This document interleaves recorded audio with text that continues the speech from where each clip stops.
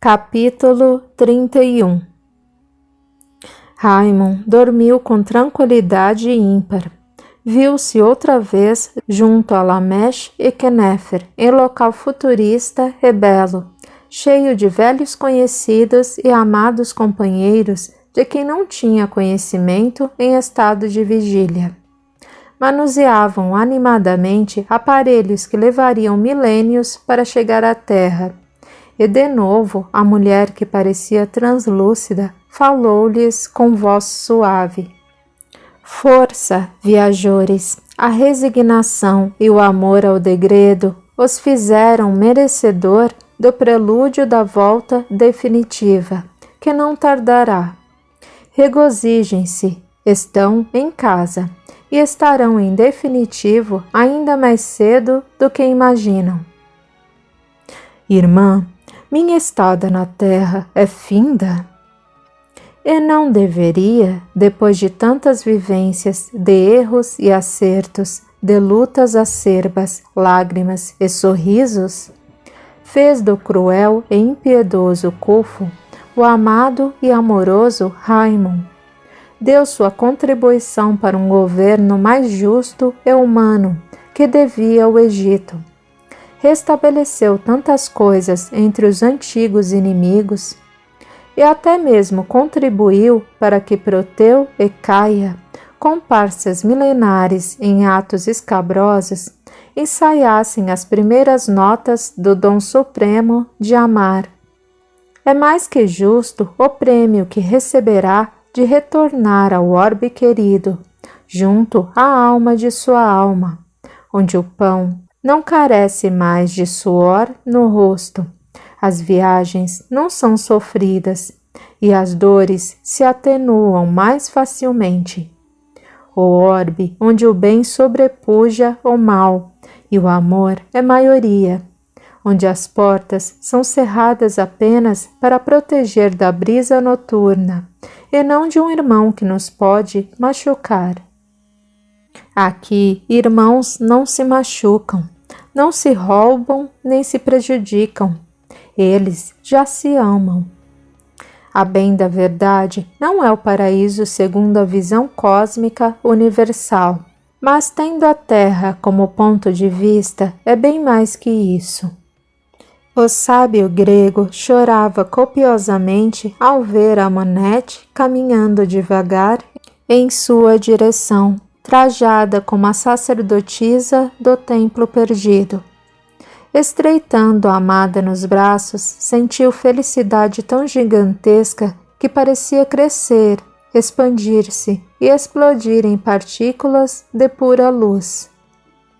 Minha eterna amada, como sinto sua falta. Sigamos em frente, esposo.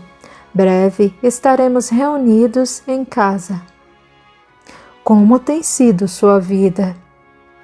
Cheia de lutas e trabalhos, e como não poderia ser diferente da alegria que nos traz a sensação do dever sendo cumprido. Entretanto, sinto especialmente sua falta. Por algum tempo, os integrantes daquele grupo de espíritos afins estiveram juntos, até que os deveres do dia a dia os chamaram de volta à carne. Mesmo sem guardar a total lembrança da experiência, sentiam todos a impressão de terem encontrado velhos conhecidos, em local muito familiar e experimentado contentamento indescritível. Em contrapartida, a nostalgia lhes apertava o peito. Envolvia-os o desejo inconsciente de não ter acordado. Em seu leito, Raimund respirou fundo. Ainda estava escuro, mas como iniciado na sociedade, sabia ser o momento certo para se levantar. A lua continuava a banhar o pátio quando todos os irmãos se puseram em prece solene. O silêncio começou a ser quebrado pelo despertar das avezinhas e dos pequenos roedores. O escuro se tornou lusco-fusco, e o horizonte parecia um grande risco flamejante contra o céu azul escuro. As gotas de orvalho nas folhas verdes foram as primeiras a demonstrar a presença da luz, abrigando dentro de si diminutos arco-íris, que se desintegravam ao toque sutil das borboletas, que graciosamente despertavam. Verdadeiro milagre se consumou diante dos iniciados absolutamente entregues à oração. O sol se erguia, majestoso. Seus raios semelhavam inúmeros braços em sincronismo perfeito, qual bailarina oriental. Em seguida, o disco solar começou a despontar, lembrando o elmo reluzente de um guerreiro, a lançar raios cintilantes sobre a aldeia, iluminando os pomares multicores e as hortaliças verdejantes, fazendo brilhar as paredes alvas das casinhas, prateando a superfície do lago azul. Partículas em suspensão se tornavam visíveis quando o sol já parecia um semicírculo incandescente, e o orvalho ia se vaporizando em forma de uma fina camada na atmosfera, que tornava o ar deliciosamente respirável. A sensação de frescor alcançava até os pulmões, junto com o odor desprendido das pétalas, que se abriam para receber a luz cheia de energia e de elementos curativos. Nesse momento, os animaizinhos noturnos procuraram suas tocas. O astro-rei se mostrou por inteiro, e um espetáculo de luz, cor e poder se derramou sobre a vila dos essênios. Lameche agradeceu à divindade criadora, não por ter nascido o sol, pois isso era muito genérico, e sim por ele, particularmente, ter podido ver tamanha magnificência. Lentamente, todos se encaminharam para o trabalho no qual tinham a habilidade necessária. Este seria ininterrupto até a 5ª hora, quando seria servida a primeira refeição, e depois voltariam a trabalhar até 10ª hora. No que devo trabalhar? Foi a pergunta de Raimon para Lameche. Você tem o privilégio de escolher. Por 3 dias consecutivos, Raimon dedicou-se aos trabalhos de plantação, colheita e fabricação do linho. Quando chegou a hora de parar, já conhecedor dos costumes, ele não procurou a cantina. Sabia que no 6º dia da semana o jejum começava logo após o almoço, pois no sábado nem os intestinos deveriam trabalhar. Sabia também que o descanso do 7º dia era somente questão de necessidade física, mas se não houvesse certa mistificação em torno disso, muitos poderiam se exceder, tornando-se escravos e, em consequência, adoecer. A lei de repouso é tão importante quanto a lei do trabalho. O sábado amanheceu lindo. As orações crepusculares reacenderam em Raimon a paixão por esses momentos matutinos e vespertinos, que os cultos exteriores e superficiais a Amon-Ra haviam apagado. Entendia agora por que um povo tão infante acreditava ser o sol a imagem de Deus. Era realmente uma de suas obras-primas. Após as orações, ele se dirigiu para o lago. Sentado em sua margem, acompanhava o rastro luminoso que o percorria inteiro. Durante toda a manhã de sábado, repousou ali à beira das águas límpidas e calmas, contemplando as palmeiras inclinadas para elas e refletidas ao inverso. Quando o sol atingiu o zênite, ele se sentou maravilhado. O reflexo da estrela no lago cristalino produzia uma ilusão óptica de duplicidade magnífica. Era como se um sol morasse no céu e outro na água. Admirou a perfeição do sol. Não por acaso os egípcios o envolviam em tudo: política, teologia, medicina, arquitetura, artes e ciências, mistérios e enigmas. Enigmas! A metade dos belíssimos se opõe ao horizonte. O sol estava na metade certa do céu. A copa de uma palmeira parecia tocá-lo, e seu longo caule se projetava horizontalmente. O meio-dia era a metade dos crepúsculos.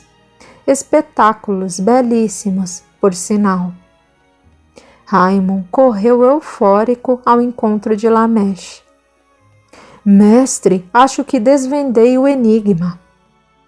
Acalme-se e regularize sua respiração. Não deveria estar trabalhando no enigma no dia santificado ao descanso. Eu estava descansando, disse mais calmo. Cochilava à margem do lago, e as peças foram se encaixando em minha cabeça, quase involuntariamente. Não pude evitar. Venha comigo, eu desvendei o enigma. Eu sei onde está o Aleph. De volta ao local, ele mostrou.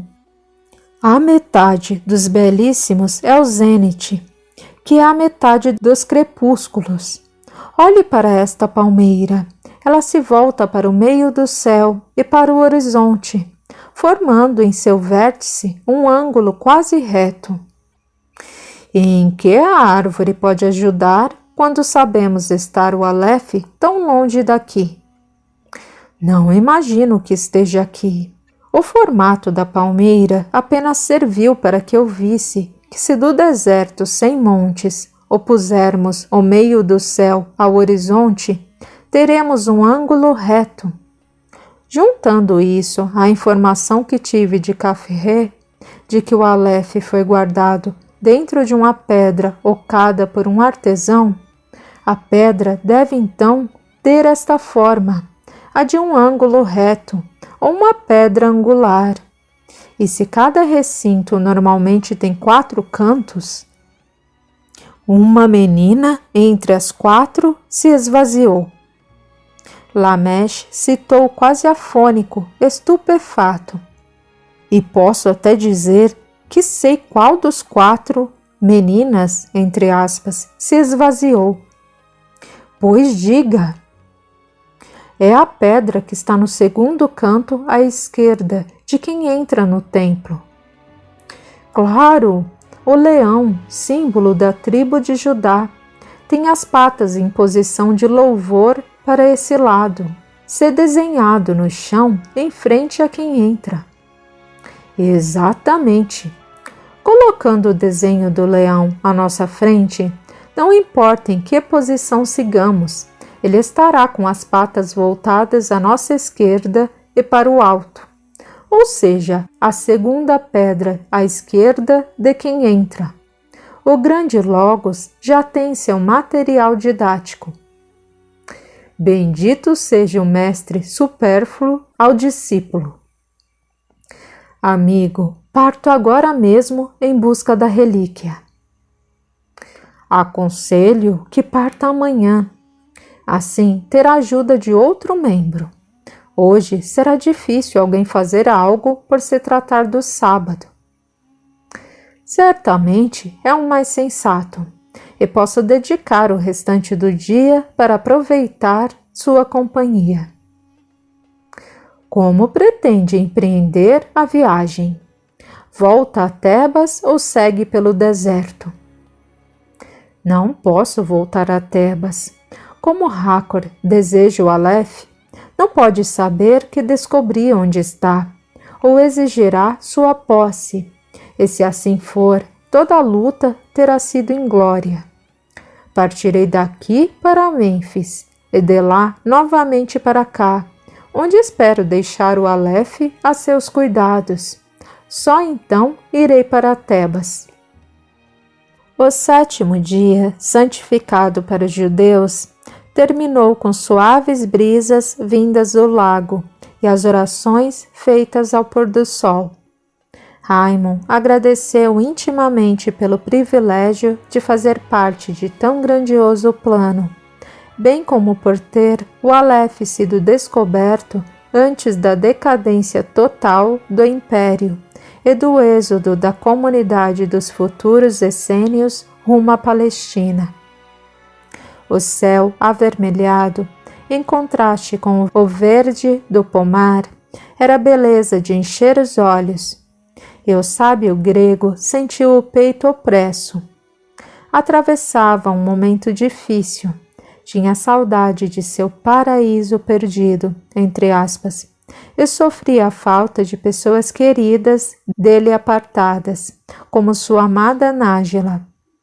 Vezes havia em que desejava ardentemente a morte, a fim de voltar à sua estrela natal. Agora, porém, sabendo que esse dia se aproximava, sentia-se enfraquecido em face da perspectiva de deixar a terra. Embora habitasse o deserto, já avistara as paisagens mais miríficas de que seus olhos tinham lembrança, e as pessoas daqui que incluíra em sua família e amava profundamente. Sabia que partiria sem Hácor, Proteu, Caia, Tula, Péricles, sob Quinefro, Nefertari, entre tantos. Amava esses espíritos como filhos do coração. Como poderia afastar-se deles? Não sofra, irmão. Haverá um momento em que todos merecerão o paraíso e se reunirão por muito se amarem. Amesh, eu desejei tanto voltar para casa. E essa volta é mérito seu. Não pode se amofinar por Hácor ter sucumbido ante tantas oportunidades. Já os seus outros afetos são crias da terra e devem ficar até que eles ou ela se regenerem. Talvez o façam juntos ou se apartem, como um dia aconteceu conosco.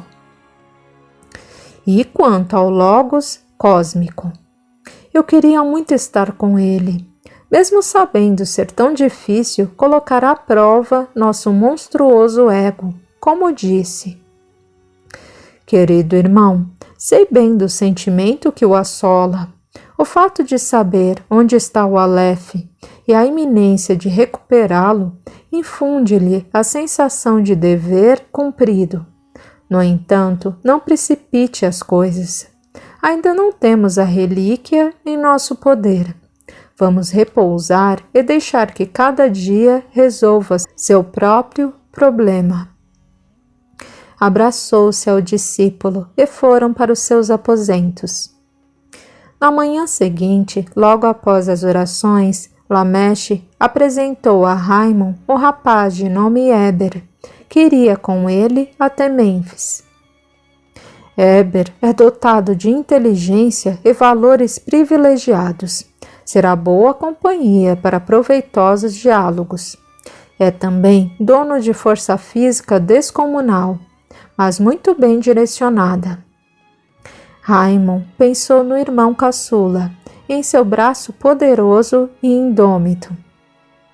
Tenho certeza de que serão grandes parceiros, se é que já não o são. Obrigado pela disponibilidade e boa vontade em acompanhar um velho pelo deserto. Eu é que agradeço o privilégio de participar de tão memorável missão. Serei o primeiro dos iniciados desta geração a pôr os olhos no Aleph e ainda seu segundo guardião. Terei a graça de passá-lo adiante e talvez a de guardá-lo novamente em outra ocasião. Apesar de os cavalos terem sido introduzidos no Egito pelos Íquizos no segundo período intermediário, e o camelo ser conhecido desde o início do Império Novo, aquela comunidade usava burros como animais de carga, e foi com um deles que Raimon e o jovem Eber partiram rumo a Mênfis.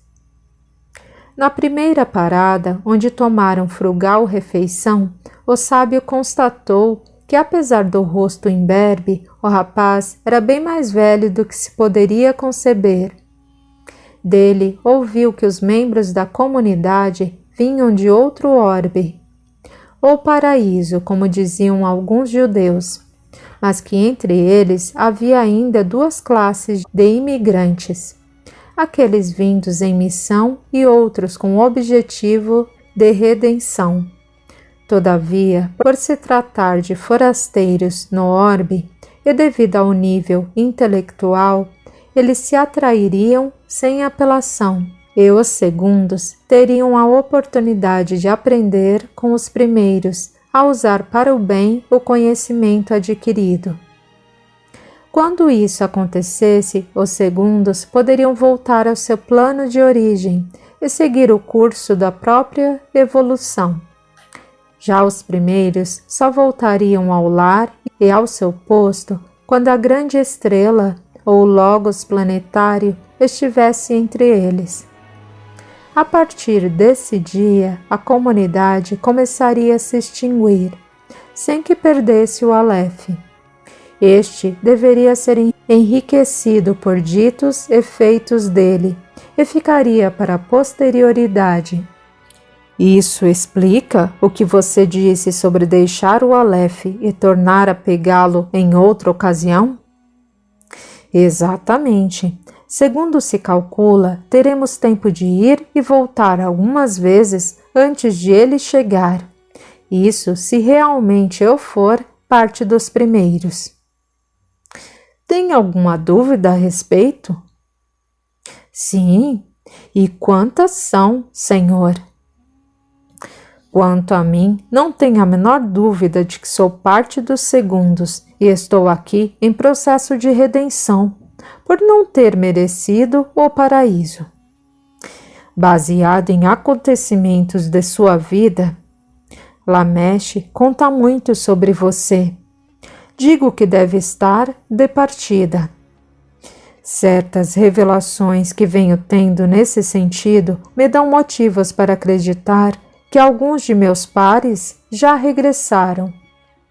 Bem-aventurados aqueles que retornam para casa depois de cumprida a jornada de trabalho. Raimon sorriu sem graça. Não concebia a ideia de dizer a irmão tão evoluído que não estava feliz com o que deveria chamar de regresso jubiloso à estrela natal.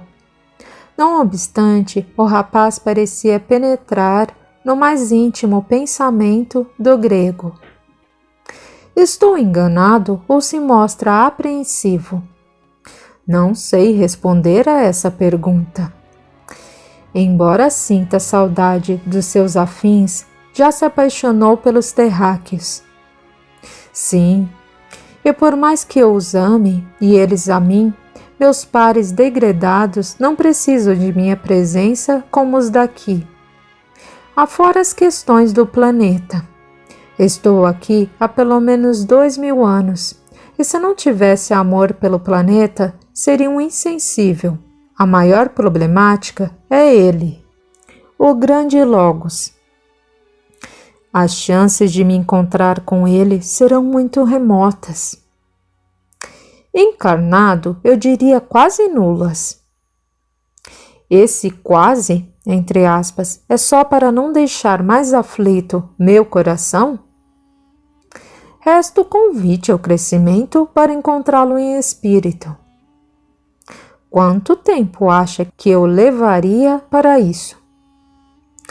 Partindo do princípio de que ele já era um Espírito Santo antes da criação da Terra, tanto que a Gênese mosaica coloca no plural o verbo fazer, o ato da criação, deixando claro que havia um co-criador ao lado da divindade universal, e isso data de alguns bilhões de anos.